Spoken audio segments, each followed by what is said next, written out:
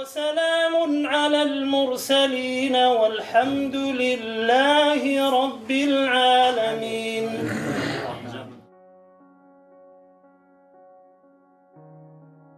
With a global population of 1.5 billion people, Sunnis make up roughly 89 to 90% of the total Muslim population globally. The Ottoman Empire had been the biggest Sunni empire in the world for 6 centuries, with a population of 18.5 million, 15 million of those being Muslims. Sunnis define themselves in terms of practical conformity to Islamic law as agreed by the wider Islamic community to be the authentic practice of the Prophet, who is believed to have led the perfect life. The Sunnis are named Sunnis because they believe themselves to be the followers of the Sunnah, which is a custom or tradition of the Prophet.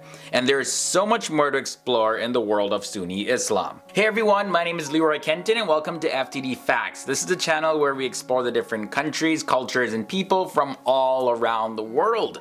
And we're diving into the world of Sunni Islam. If this is your first time here to FTD Facts, you want to hit that subscribe button as well as that bell notification so you'll be notified of more videos like this. And don't forget to leave a like on this video if you just love learning. Okay, so I just want to jump in right now and expand a little bit more about the term Sunni. The term Sunni refers to those who do not support Ali's leadership. And it's also a term that comes from the Arabic phrase al al-Sunnah wal al-Jama'ah. And that means the people of the Prophet's way and community. While there are many different branches of Islam, the Sunnis make up the largest subdivision, and also Shia make up the second largest subdivision of Islam. Sunnis have historical roots in the majority group who followed Abu Bakr instead of the Prophet Muhammad's cousin and son-in-law Ali. So just to make it clear again, Sunnis are historically rooted in the group that went with Abu Bakr, and Shias are rooted in the group that followed Ali. Now this major division happened just after the passing of the Prophet Muhammad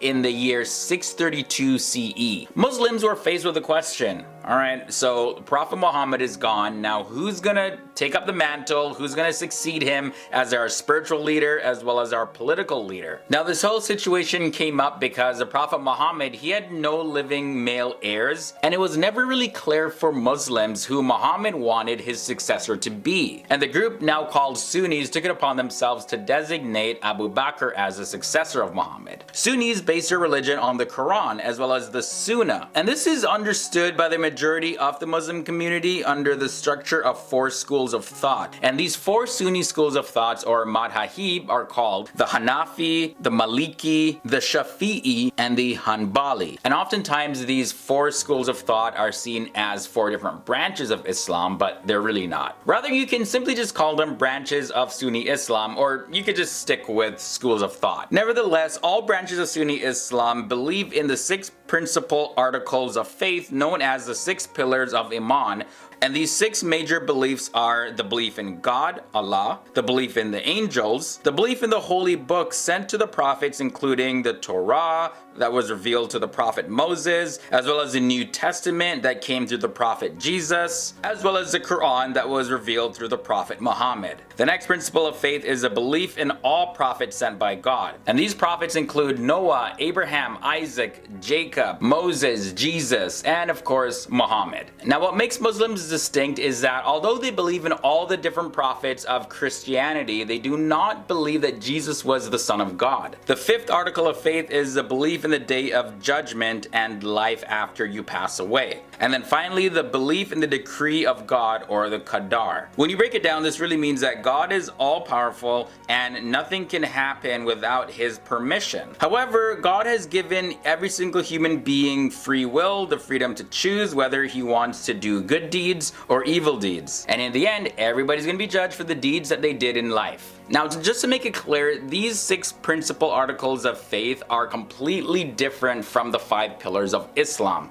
Now, I'm not going to go through the 5 pillars in this episode, but you can find them in one of our other videos about Islam. If you have a playlist of videos that we did about Islam, you can find that playlist in the card section of this video. You can find a link to it down below in the video description, as well as I'll also have a link to it at the end of this episode. But in that, we explore a lot more about the 5 pillars of Islam, and we explore some of the other branches of Islam as well. So I highly recommend that you check it out if you want to learn more about Muslims and the world of Islam in general. So moving on now, I want to talk about the main difference between Shia Muslims and Sunni Muslims. One of the major religious differences is the Mahdi, and that's the Arabic word that means guided one. Both Sunnis and Shias, they believe that the Mahdi is the sole ruler of the Islamic community. However, Sunnis believe that the Mahdi has not yet been born and they're waiting for his arrival. The Shias, on the other hand, believe that the Mahdi was born in 869 AD and is going to be returning to Earth when Allah issues the order for him to return. Now, when we take a closer look at who the Mahdi actually is in the world of Islam, the Mahdi is the Redeemer of Islam who is going to be appearing to rule for 5, 7, 9, or 19 years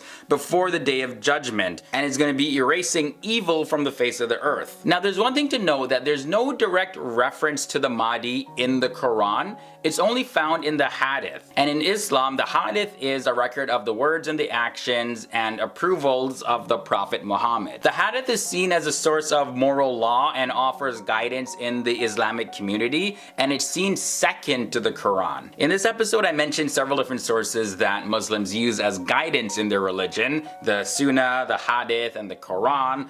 But what's the difference between the three of them? Hadith is the tradition about the words and the deeds of the Prophet Muhammad. The Quran is a revelation of God that he delivered to the Prophet, and the words of the Quran are infallible. However, it contains a lot of compressed information. Couldn't fit all of that in one book. And then there's the Sunnah, which is a very detailed explanation of the everyday application of the principles that the Quran establishes. And this all comes from one of the Hadith. There are several different Hadith, and one of the quotes that Muslims use is a quote from the Prophet Muhammad, and that quote is, "I have left among you two matters by holding fast to which you shall never be misguided: the book of God and my Sunnah."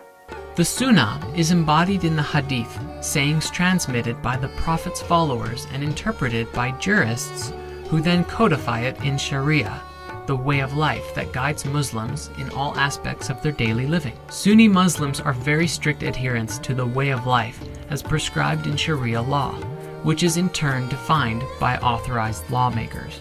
Both Sunnis and Shia Muslims accept the Hadith of the two weighty things. In this Hadith, Muhammad refers to the Quran as well as the Al-Bayt, which means the people of the house, as being the two weighty things. Although this Hadith is accepted by the Sunnis and the Shias, they don't agree on the wording used in it. And the differences in the wording affect how it's interpreted. So the Shias use the Hadith of the two weighty things to prove their claim that yes, Muhammad in fact wanted his successor to be from his own family. And that comes from the phrase people of the house, which is interpreted to be Muhammad's family. However, Sunnis don't actually believe in that interpretation. They don't believe that Muhammad meant somebody of his immediate household. Another disagreement that Sunnis and Shia Muslims have is what actually makes up the Sunnah. The Sunnis define the Sunnah as the sayings and deeds of Muhammad, and some things inside of it are implied approvals of Muhammad, but yes, this is considered as authentic. And Sunnis are those who follow the code of behavior established by Muhammad, Allah's final prophet and founder of Islam, as a complement to the teachings of the Quran. So those are the facts that I have for you in this episode of Sunni Islam. They make up the second largest religious group in the entire world. And even with the division and the differences between the Shias as well as the other branches of Islam, Islam still continues to grow fast. It's the fastest growing religion in the world. But I'd love to hear your thoughts and comments about anything that I talked about in this episode. Leave your comments down below, and feel free to share your comments so that we can all expand our knowledge and learn. You don't have to always push back on what's being said. You can really just share your thoughts, your comments, and your points of view just to actually share. Thanks guys for tuning into FTD Facts. It's always great bringing you videos like this, and I can't wait to see you in another episode. Until next time, my name is Leroy Kenton. You can find me on social media. Those links are below in this video description, and I'll see you real soon.